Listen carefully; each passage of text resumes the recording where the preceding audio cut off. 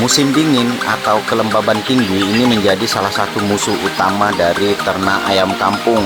Biasanya di saat kelembaban makin tinggi, udara basah ini akan memicu beberapa bakteri yang nantinya dalam jangka panjang akan mengganggu kesehatan ayam-ayam kita.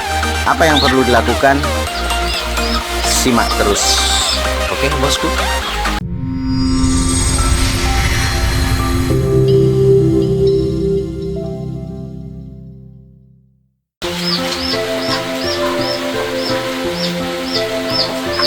Assalamualaikum warahmatullahi wabarakatuh. Selamat pagi. Salam sejahtera ya, bos. Kembali lagi bersama saya di sini, saya Bakal Peternak, dan di video kali ini saya akan bersharing tentang jamu ayam di musim hujan. Dan ini bukan hoax, bukan rekayasa, ini fakta. Oke, bosku. Jadi seperti biasa, dan ini lumrah biasa terjadi di penghujung tahun ya, tanpa terasa di 2025 ini. Perasaan baru kemarin tahun baru, sekarang sudah masuk September aja nih. Jadi seperti kita ketahui, biasanya di penghujung tahun tensi hujan itu cukup tinggi, bos, cukup tinggi. Dan ya seperti kita ketahui bersama juga, kalau sudah musim hujan, kandang basah, berbau, kelembaban tinggi, dan efeknya biasanya ayam-ayam kita itu mudah murung. Dan fatalnya lagi, ada beberapa bakteri yang bahkan virus ya, itu mudah sekali masuk dan menyerang kandang kita. Pertanyaannya adalah, sampai sejauh mana kita sebagai peternak ini bisa survive untuk memberikan perawatan kepada ayam-ayam kita, agar supaya ayam-ayam kita itu memiliki daya tahan dan memiliki imun tubuh yang bagus untuk supaya tidak terserang penyakit. Oke, bosku. Dan update sedikit, ini lagi hujan, bos. Sebenarnya dari tadi saya mau record ya, cuman karena hujannya lumayan deras, khawatirnya suara saya nggak terdengar, jadi saya tunggu agak gerimis dulu. Ini lumayan deras hujannya dari pagi sih ya, secara otomatis. Tapi alhamdulillah ya, kandang Bakal Peternak adem ayam aja, bahkan hampir nggak ngepek. Kita review dulu, bos, ayam-ayam Bakal Peternak. Semua aman terkendali, kecuali yang di sana, kasihan. Karena yang di sana ini masih apa ya, kena tempias. Ini mau ditutup lagi atasnya. Tuh basah. Jadi sampai ke dalam kena tempias dari sini. Mau diakalin gimana caranya supaya ayam-ayam ini separuh kandang itu nggak kena tempias. Oke, bosku. Jadi malas ke sana. Kita di sini aja. Oke, baik. Sebenarnya video ini hanya sekedar mengingatkan saja.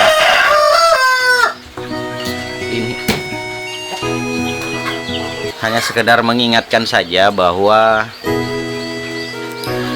di Bakal Peternak itu punya salah satu cara, salah satu tips jitu ya, kalau menurut saya. Alasan juga kenapa ayam-ayam Bakal Peternak nggak peduli musim panas, musim hujan, itu tetap bisa survive, tetap bisa bertahan walaupun dalam segala kondisi cuaca. Ya, di Bakal Peternak saya pribadi biasanya kalau sudah, bukan hanya pas musim hujan aja, bos ya, hari-hari biasa juga saya selalu ya, di sini kita menggunakan jamu fermentasi. Jadi nggak ada sebenarnya, bos, kalau dibilang ini jamu khusus musim hujan, itu tidak ada. Nggak ada yang tips bahwa jamu musim panas ini, jamu musim hujan ini, nggak, sama saja ya. Kita review dulu jamunya. Kita pindah aja, bos. Di sini agak gelap, sengaja saya taruh di tempat yang agak gelap biar nggak kena sinar matahari pagi.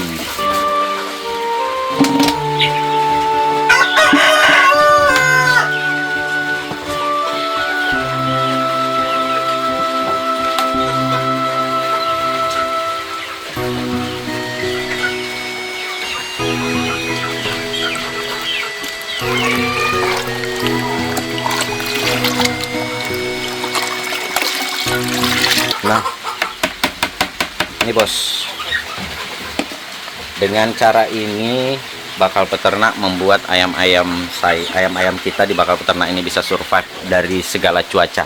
Jadi nggak ada jamu khusus cuaca ini pakai jamu ini, cuaca hujan pakai ini, nggak ada. Satu untuk semua. Dan di sini seperti biasa saya menggunakan 4 bahan saja bos: jahe, kunyit, bawang putih, dan gula merah. Jadi ada beberapa penjelasan terkait dengan kandungan dan manfaatnya apa, kenapa alasan saya bertahun-tahun bos. Jadi bukan hanya sekali dua kali, bertahun-tahun saya menggunakan ramuan ini untuk ayam-ayam saya yang alhamdulillah sih ya, sampai sejauh ini. Bahkan kemarin ada yang bully, katanya ini tukang buat jamu basi. Ya nggak apa-apa, saya selama itu memiliki nilai guna dan nilai manfaat, ya kalau cuman sekedar bulian yang tidak bermanfaat saya acuhkan saja, toh juga tidak membuat saya berkembang, ya kan. Nah ini dia bos, dan jamu ini masih tetap wangi. Padahal perlu sampai ketahui, ini sudah usianya ini udah 1 bulan ini bos. Ini saya buat bulan lalu, di akhir Juli saya buat di akhir Juli, pada saat saya baru pulang dari Jawa ya kemarin. Begitu saya pulang, saya langsung buat jamu, karena kondisi pada waktu itu, karena saya tinggal, kondisi ayam-ayam saya ya cukup bukan memprihatinkan ya, memang lumayan ini juga. Jadi ya saya buatkan jamu. Selama 1 bulan itu sudah habis lebih dari setengahnya habis. Yang biasanya itu saya campurkan kalau benar-benar ekstrim ya, hujannya benar-benar dingin, hampir setiap hari hujan, itu biasanya saya campurnya bukan hanya di pakannya, tapi juga di minumnya bosku, supaya ayamnya ya seperti ini tuh, sehat-sehat, nggak ada kendala, nggak ada masalah. Nah kemarin ada beberapa yang menghubungi saya dan juga komen di video-video bakal peternak, atau bahkan saya juga pantau di grup bakal peternak. Untuk di musim hujan seperti ini itu jamunya apa ya? Sebenarnya sih sama saja bos, selama itu menggunakan herbal saya rasa aman saja. Cuman kan kebanyakan tuh yang memberikan referensi terlalu ribetnya itu pakai ini campuran ini campuran. Sebenarnya basicnya itu hanya 4 saja. Cuman kalau sampai mau nambahkan kayak kencur, temulawak, ya sah-sah saja sih sebenarnya. Cuman kan di sini saya lebih ke efisiensi atau lebih ke hematnya. Kalau menggunakan 4 bahan saja kan ya cukup hemat, tapi sudah apa yang kita inginkan itu sudah bisa tercapai. Nah, apa tadi? Jahe, kunyit, bawang putih, dan gula merah. Kenapa jamu ini penting di musim hujan? Terutama di musim hujan ya, walaupun sebenarnya di musim panas juga, di segala musim juga sebenarnya jamu ini juga penting untuk meningkatkan imun sistem dari tubuh ayam. Tetapi di sini secara khusus karena ini menjelang akhir tahun, di sini saya ingin membahasnya secara khusus saja ya, supaya kita bisa terapkan segera bos, kalau sampai nggak mau ayamnya pada sakit dan mati. Kenapa di musim hujan itu umumnya ya menyebabkan satu, musim suhu dingin dan kelembaban tinggi menyebabkan stres dan menurunkan imunitas ayam. Nah ini, jadi suhu dingin, kelembabannya tinggi ya, contohlah seperti di sana bos. Jadi jangan heran kalau ayam-ayam kita itu pada murung, karena ya biasa seperti itu. Kalau udah kelewat dingin, ayam mudah sekali pokoknya sakit. Kemudian yang kedua, perkembangan patogen atau bakteri ya, perkembangan patogen bakteri seperti E. coli, Salmonella. Nah terutama itu bakteri ya, kalau yang virus biasanya ND atau AI, dan parasit Coccidia biasanya berkembang pesat. Nah, koksidea ini salah satunya yang pernah menyerang ayam saya yang di sana. Jadi kemarin dari 47 itu sempat ada 10 ekor yang kena koksidea, bos. Koksidea itu berak darah. Jadi berak darah. Jadi saya sempat kaget. Nah, ternyata setelah saya sedikit rubah pola kandangnya, alhamdulillah sekarang sudah terbebas. Kemudian saya secepatnya saya berikan jamu-jamuan. Jadi yang kemarin itu pada kena berak darah, alhamdulillah sekarang sudah sembuh. Walaupun nih karena kemarin agak sedikit telat penanganannya, ya seperti itu, bos. Wah, bulunya agak kusam, tapi nggak apa-apa, ini nanti seiring berjalannya waktu akan menjadi normal kembali. Di sana hujan, bos, di sini aja kita.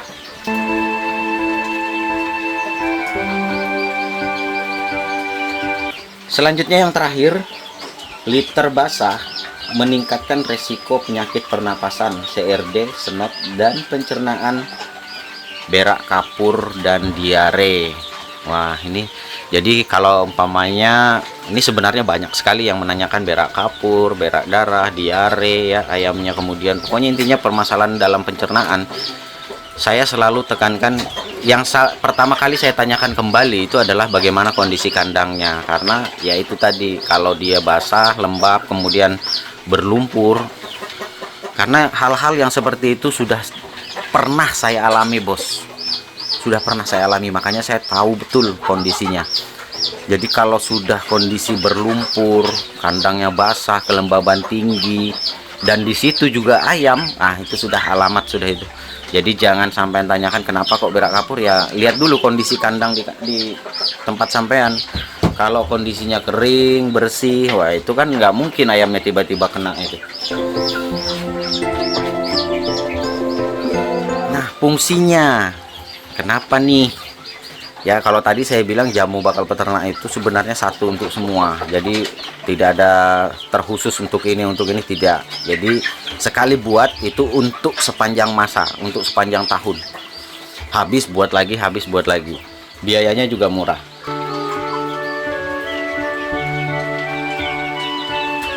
Yang pertama ya, jamu fermentasi itu bisa bertindak sebagai meningkatkan sistem kekebalan tubuh ayam. Ya bos ya, jadi jangan heran nih kalau ngelihat ayam-ayam bakal peternak bahkan di usia paling ekstrim sekalipun itu tetap aman, bos. Kita review sembari ya, sambil lihat-lihat ayam yang ada. Wah, ini ayamnya sehat-sehat, bos. Aduh, sempit sih di sini. Tuh, ayamnya sehat-sehat. Kalau ini nggak ada pasangannya. Nih, sehat-sehat, bos.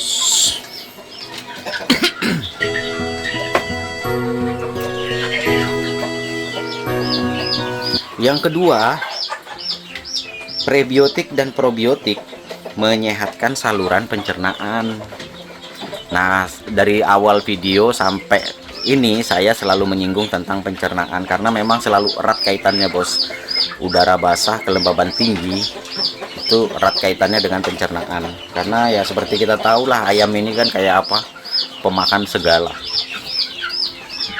Kemudian yang ketiga, sebagai antibiotik alami, membunuh patogen berbahaya ya, bakteri-bakteri yang saya sebutkan tadi di awal seperti E. coli, Salmonella, kemudian ada yang berbasis virus NDAI, kemudian ada parasit koksidea, itu mampu dibunuh oleh antibiotik yang berada pada kandungan jamu fermentasi kita. Kemudian yang keempat, sebagai penghangat tubuh, menetralkan suhu dingin. Makanya kemarin sempat ada yang tanya dosis pemberian jamu fermentasinya berapa, bang? Ya kalau cuacanya ekstrim ya kan kita bisa rasakan sendiri, bos, di tubuh kita. Nggak perlu pakai termometer, nggak perlu pakai pengukur suhu, nggak perlu. Kita rasakan sendiri, oh ini udaranya, hawanya lagi dingin. Nah kalau hawanya lagi dingin, bos, semakin ekstrim hawa dinginnya, maka penting, kalau saya biasanya campur di minumnya. Ini kemarin ini yang di sana itu masih ada jamunya itu, bos, tuh agak kuning-kuning tuh. Nah itu saya berikan kemarin sore. Nah, untuk sisanya ini kemarin sudah saya berikan nih, tadi pagi saya sudah cuci ya. Nah, kemudian setiap pemberian makan pagi dan sore itu diberikan jamu, campuran jamu diaduk ya, seperti di sini nih. Nah, ini sudah ada campuran jamunya nih, Bos. Itu sudah ada campuran jamunya. Berikut juga yang pakan alternatif untuk ayam dewasa, ini juga sudah saya campur dengan ini. Campurkan aja nggak apa-apa.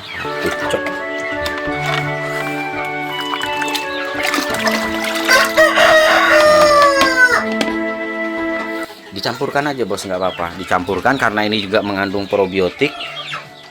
Ya samalah memfermentasi pakan. Setelah dicampur, masukkan ya, kemudian ditekan-tekan dan ditutup rapat.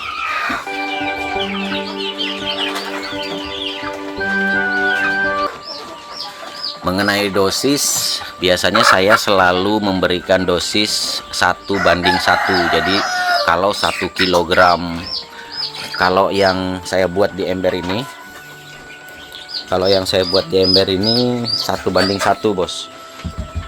Nih, ini 1:1, jahenya 8 on, kemudian kunyitnya 8 on. Begitu juga dengan bawang putih. Kalau gula merah secukupnya, saja. Karena gini, pengalaman saya kalau dia terlalu banyak gula merah, Bos, mengundang semut. Wah, jadi semut banyak datang kan. Jadi saya gunakan secukupnya saja. Gunakan secukupnya, itu sama seperti kayak kita mau memfermentasi pakan ya, memfermentasi pakan ya, pakai secukupnya saja. Kemudian dituangkan EM4 2 tutup botol. Terus pertanyaan yang pasti timbul adalah berapa hari setelah dibuat baru bisa diberikan ke ayam. Karena basicnya di sini tidak mengolah limbah, maka pada saat sudah selesai dibuat boleh langsung diberikan ke ayam. Tujuan fermentasi di sini adalah tujuannya satu, untuk meningkatkan daya simpan saja, Bos, supaya tidak cepat rusak, tidak cepat busuk ya. Nah, seperti ini sudah 1 bulan nih. Kalau nggak difermentasi, rusak ya, Bos, busuk.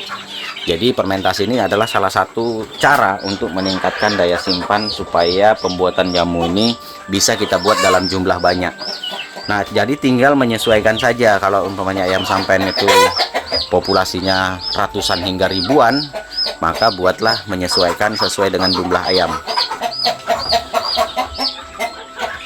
Tapi di sini saya kalau menggunakan pola 1:1, sebenarnya boleh juga kalau umpamanya sampean menggunakannya untuk bawang putihnya itu berikan setengah dosis dari yang lain. Jadi seumpama jahenya 1 kg, kunyit 1 kg, bawang putihnya boleh setengah. Nah, bawang putihnya boleh setengah, karena bawang putih ini salah satu bahan rempah, salah satu empon-empon yang punya aroma atau punya kekuatan itu lebih daripada yang lain. Jadi mungkin dosisnya diberikan setengah dari yang lain, nggak masalah.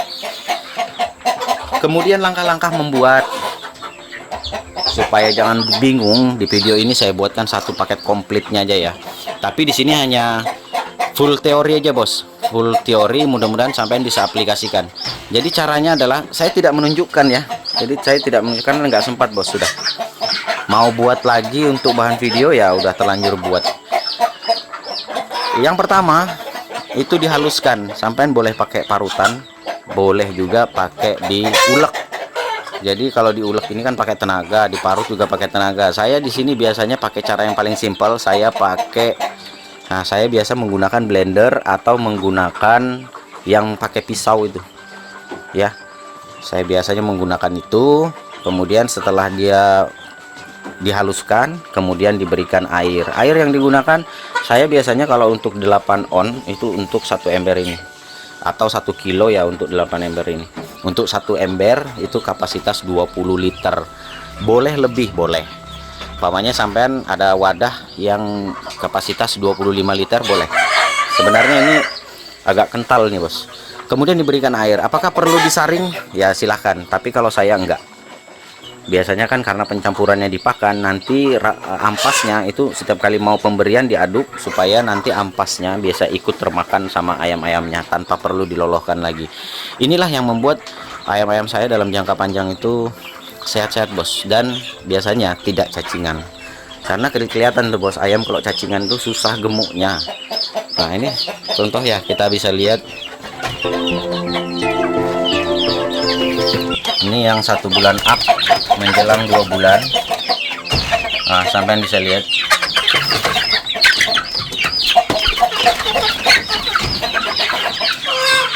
Ini asli produk hasil dari jamu bakal peternak. Nah itu cara buatnya ya bos. Nah mengenai dosis sendiri, sebenarnya seperti yang saya bilang di video-video sebelumnya, untuk dosis pemberian itu antara kisaran 50 ml per sekali campuran pakan, itu bisa untuk 100 ekor ya bos. Jadi kalau seumpamanya ayam sampean anggap 500 ekor, berarti di sini sampean 250 ml dicampurkan di seluruh bahan pakan yang sampean akan berikan ke ayam ya. Jadi secara keseluruhan ada 5 manfaat besar yang bisa sampean rasakan kalau sampean melakukan pemberian jamu fermentasi menggunakan 4 bahan utama tadi. Yang pertama, ayam lebih tahan penyakit, jarang sakit, terutama pilek dan diare. Kemudian nafsu makan ayam meningkat, pertumbuhan lebih cepat dan seragam. Yang ketiga, kotoran lebih kering dan tidak bau, tanda pencernaan yang sehat. Kemudian yang keempat, bulu lebih bersinar dan tidak kusam, tanda metabolisme yang baik. Yang kelima, yang terakhir, penghematan biaya, mengurangi ketergantungan pada antibiotik kimia. Jadi kesimpulannya, jamu herbal fermentasi ini adalah strategi manajemen kesehatan yang proaktif dan alami untuk menghadapi tantangan cuaca.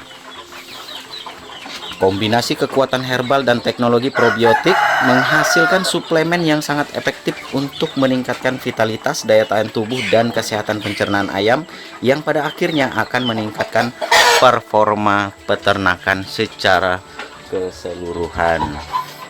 Ya bos ya. Jadi itu sedikit penjelasannya secara lebih ilmiah. Tetapi ada beberapa kasus di bakal peternak yang mungkin bisa kita jadikan pembanding. Ini contoh. Ini beberapa ekor ini bulunya kusam ya. Bulunya kusam, kemudian ada pitak di mana-mana, bulunya rontok karena sempat bermasalah bosku.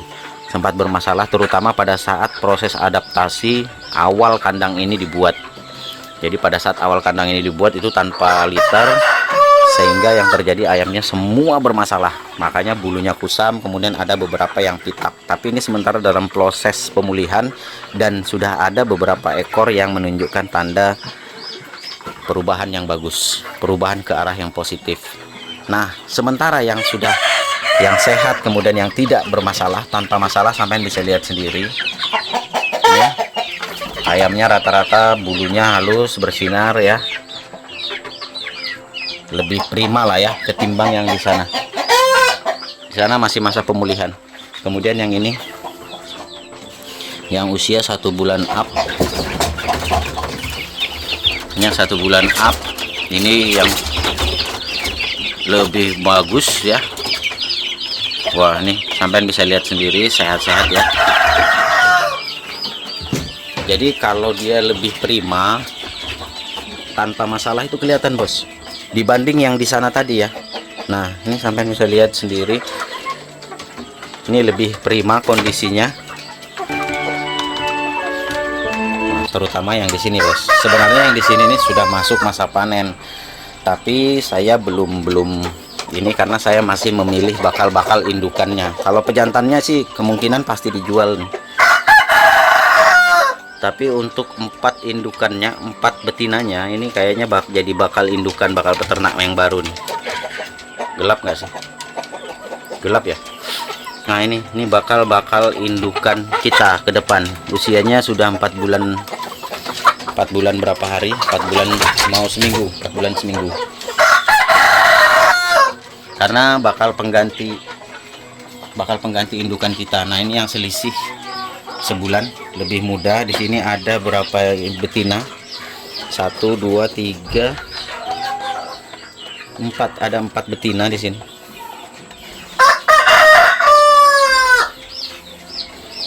Nah, ini yang kondisinya sedang prima, dan ini dari total 7 betina ini yang akan kedepannya kita jadikan indukan baru, dan itu belum termasuk yang di sini. Kalau yang di sini masih proses pemulihan, bos. Jadi sampai bisa lihat ya, bos ya, selisih perbedaan yang bermasalah dengan yang tidak bermasalah. Tapi sebenarnya ini sih kemarin tanpa diduga saja, tidak sengaja kemudian bermasalah. Oke bosku, semoga sharing ini bermanfaat, dan kalau sampai suka video ini silahkan di like, dan jangan lupa di share ke rekan peternak yang lain agar mereka juga tahu apa yang kita tahu. Walaupun sebenarnya video ini full teori, saya tidak tunjukkan bagaimana cara pembuatannya, karena seperti yang sudah saya juga sudah pernah membuatkan video jamu di bakal peternak ini. Teori praktiknya ya kurang lebih sama lah, kurang lebih nggak jauh berbeda. Hanya saja di sini saya menjelaskan manfaatnya, kandungannya, dan kegunaannya secara keseluruhan. Oke bosku, semoga bermanfaat ya. Saya akhiri. Kurang lebihnya mohon maaf. Assalamualaikum warahmatullahi wabarakatuh. Salam sukses dari bakal peternak.